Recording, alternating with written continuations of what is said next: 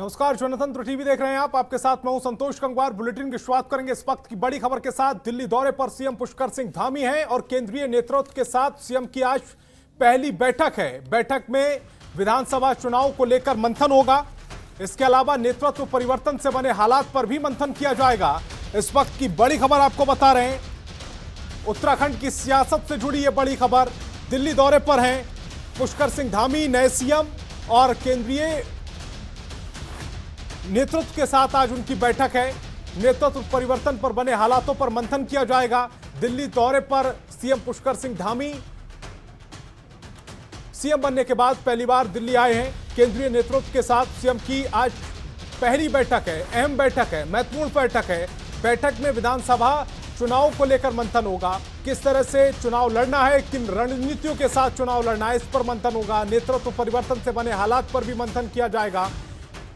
इसके अलावा यह भी चिंतन किया जाएगा कि किस फॉर्मूले के साथ इस बार के 2022 के विधानसभा चुनाव में पार्टी मैदान में उतरे, विपक्ष के खिलाफ क्या रणनीति होगी, इस पर भी मंथन किया जाएगा। तो इस वक्त की बड़ी खबर आपको बता रहे हैं। उत्तराखंड के सीएम पुष्कर सिंह धामी मुख्यमंत्री बनने के बाद पहली बार दिल्ली दौरे पर हैं और आज एक महत्वपूर्ण बैठक होगी केंद्रीय नेतृत्व के साथ। पहली बड़ी बैठक होगी आज सीएम की, और इस बैठक में 2022 की रणनीति पर चर्चा होगी। बैठक में विधानसभा चुनाव को लेकर मंथन होगा। विरोधियों के खिलाफ किस गणित के साथ मैदान में उतरना है, इस पर चर्चा होगी। नेतृत्व परिवर्तन से जो हालात बने हैं उन पर भी मंथन किया जाएगा। सुरेंद्र ढाका, ब्यूरो चीफ उत्तराखंड, हमारे साथ फोन लाइन पर जुड़ रहे हैं।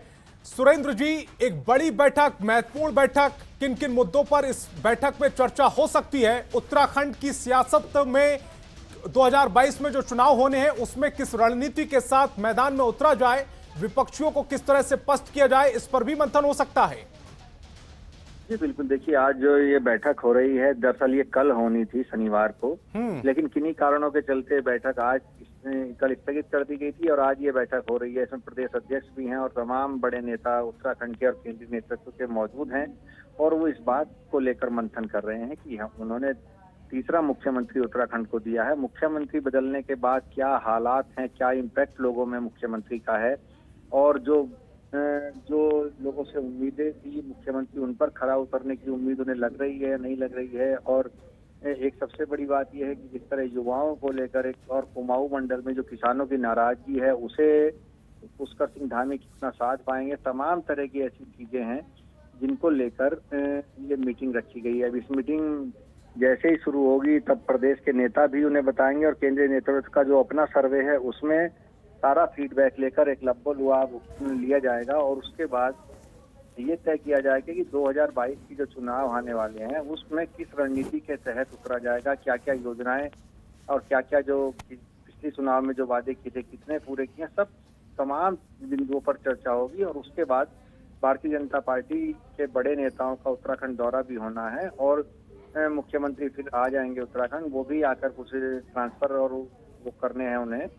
तो अब ये देखने वाली बात होगी कि इसका कितना इम्पैक्ट जाएगा पब्लिक में जो मुख्यमंत्री बने हैं। लेकिन पूरे सर्वे के साथ ये मीटिंग रखी गई है और इस सर्वे की जो एक रिपोर्ट है विस्तृत, उसे आज इसमें डिस्कस किया जाएगा। संतोष। सुरेंद्र जी, आपसे ये भी समझना चाह रहे हैं क्योंकि वक्त बहुत कम है और पुष्कर सिंह धामी अभी सीएम बनाए गए, एक महत्वपूर्ण जिम्मेदारी उन्हें दी गई है। ऐसे वक्त में जब बीते 3-4 महीने में दो सीएम वहां पर बदल दिए गए हैं, 2022 के लिए को देखते हुए बड़ी चुनौतियां क्या हैं बीजेपी के सामने और पुष्कर सिंह धामी के सामने भी?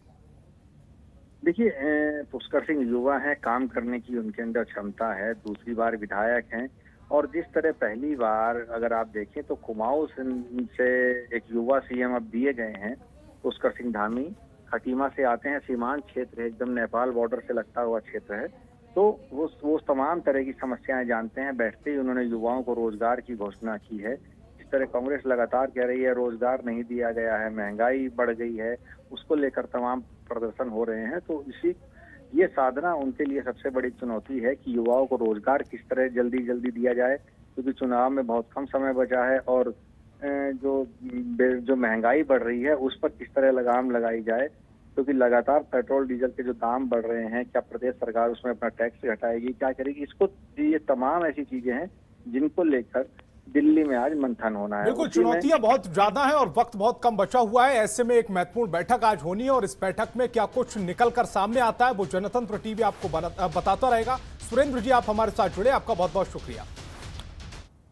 और एक और बड़ी खबर मिल रही है, सीएम पुष्कर सिंह धामी आज केंद्रीय मंत्रियों के साथ मुलाकात करेंगे। 11:30 बजे ज्योतिरादित्य सिंधिया से मुलाकात का समय लिया गया है। दोपहर 12 बजे आरके सिंह के साथ सीएम मुलाकात करेंगे। दोपहर 3 बजे मंत्री पशुपति पारस से मुलाकात करनी है। कल प्रधानमंत्री नरेंद्र मोदी राष्ट्रपति अमित शाह से भी मुलाकात कर चुके हैं सीएम धामी। तो इस वक्त की बड़ी खबर बता रहे हैं, लगातार केंद्रीय मंत्रियों के साथ मुलाकात का सिलसिला उनका जारी है। 3 बजे मंत्री पशुपति पारस के साथ मुलाकात करेंगे। ममता चतुर्वेदी हमारी संवाददाता ज्यादा जानकारी के साथ फोन लाइन पर जुड़ रही हैं। ममता, पुष्कर सिंह धामी सीएम जो लगातार मुलाकात कर रहे हैं, एक के बाद एक मुलाकात कर रहे हैं। कल प्रधानमंत्री नरेंद्र मोदी राष्ट्रपति से मुलाकात की, इसके बाद गृह मंत्री अमित शाह से मुलाकात की। आज भी कई कैबिनेट मंत्रियों के साथ उनकी मुलाकात का कार्यक्रम है। पूरा कार्यक्रम क्या है आज?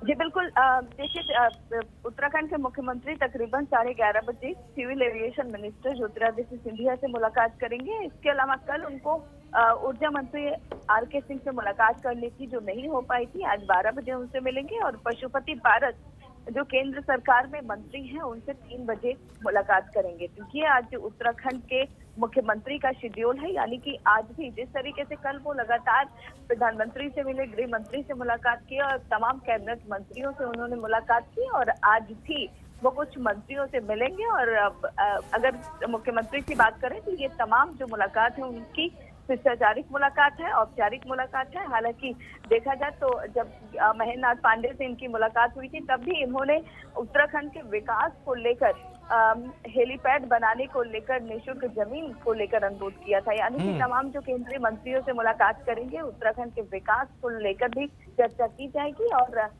उत्तराखंड के विकास के लिए जिन जिन चीजों की जरूरत होगी उसकी डिमांड भी करेंगे मुख्यमंत्री पुष्कर सिंह धामी। ममता, लगातार देखा जा रहा है कि पिछले सीएम की भी बात करें, तीरथ सिंह रावत भी जब शिष्टाचार मुलाकात के लिए दिल्ली आए थे तब भी उन्होंने उत्तराखंड के विकास पर फोकस दिया था और कहा था कि जिन जिन विभागीय मंत्रियों के साथ उन्होंने मुलाकात की थी उन्हें न्योता दिया था, उनसे आग्रह किया था उत्तराखंड के विकास के लिए। कुछ उसी राह पर चल रहे हैं नए सीएम भी? जी बिल्कुल, कहा जा सकता है कि जिस तरीके से तीरथ सिंह रावत आए थे और उन्होंने तमाम मंत्रियों से मुलाकात की थी। हालांकि तीरथ सिंह रावत भी मुख्यमंत्री बनने के बाद पहली बार आए थे दिल्ली, जब उन्होंने प्रधानमंत्री से लेकर तमाम कैबिनेट मंत्रियों से मुलाकात की थी। बिल्कुल उसी तरीके से पुष्कर सिंह धामी भी दिल्ली आए हैं पहली बार मुख्यमंत्री बनने के बाद, और सबसे पहले उन्होंने प्रधानमंत्री से मुलाकात की। इसके अलावा अमित शाह से मिले। शाम 8 बजे उन्होंने भारतीय जनता पार्टी के राष्ट्रीय अध्यक्ष जेपी नड्डा से मुलाकात की, रक्षा मंत्री से मिले। तो कहीं न कहीं औपचारिक मुलाकात के साथ साथ उत्तराखंड में विकास को लेकर भी जो तमाम पिछले मुख्यमंत्रियों ने काम को लेकर, जिन योजनाओं को लेकर डिमांड की थी, वो काम आगे कैसे बढ़ेगा उसको लेकर भी पुष्कर धामी ने तमाम कैबिनेट मंत्रियों से मुलाकात की और बात की। ममता, क्या ये कोशिश है कि 2022 विधानसभा चुनाव से पहले कम से कम हर मंत्रालय के जो मंत्रियों से वो मुलाकात कर रहे हैं वहां पर कुछ ऐसी घोषणाएं हो जाएं जो उत्तराखंड के लोगों को के दिमाग में ये बैठ जाए कि ये नई सरकार जो आए हैं, नए मुख्यमंत्री जो आ रहे हैं वो काम करने वाले मुख्यमंत्री हैं और लोगों के दिमाग में उनकी एक अच्छी छाप हो जिसका फायदा 2022 में लिया जा सके? जी बिल्कुल संतोष, देखिए 2022 में अब ज्यादा वक्त नहीं बचा है, लिहाजा उत्तराखंड के जो मुख्यमंत्री हैं वो लगातार काम भी कर रहे हैं और उनकी कोशिश यही है कि भारत सरकार के तमाम जो मंत्रालय हैं उनसे कुछ न कुछ ऐसा लिया जाए कि कम से कम उत्तराखंड में उद्घाटन हो जाए, जिससे उत्तराखंड की जनता में ये सकारात्मक प्रभाव पड़े कि वर्तमान जो सरकार है, बीजेपी की जो डबल इंजन की सरकार है, उससे काफी फायदा उत्तराखंड की जनता को होने वाला है। कहीं ना कहीं ये कोशिश जरूर है कि काम भले ही पूरा ना हो पाए लेकिन कहीं ना कहीं शुरुआत हो जाए ताकि उसका क्रेडिट भारतीय जनता पार्टी के सरकार को मिल सके। इसकी कोशिश जरूर है ताकि उत्तराखंड की जनता में एक सकारात्मक मैसेज भेजा जा सके कि अगर डबल इंजन की सरकार होगी तो उत्तराखंड का विकास सही तरीके से हो पाएगा, ये दिखाने की कोशिश जरूर है। खबरों के निष्पक्ष विश्लेषण के लिए सब्सक्राइब करें Jantantra TV and press the bell icon. Never miss any update.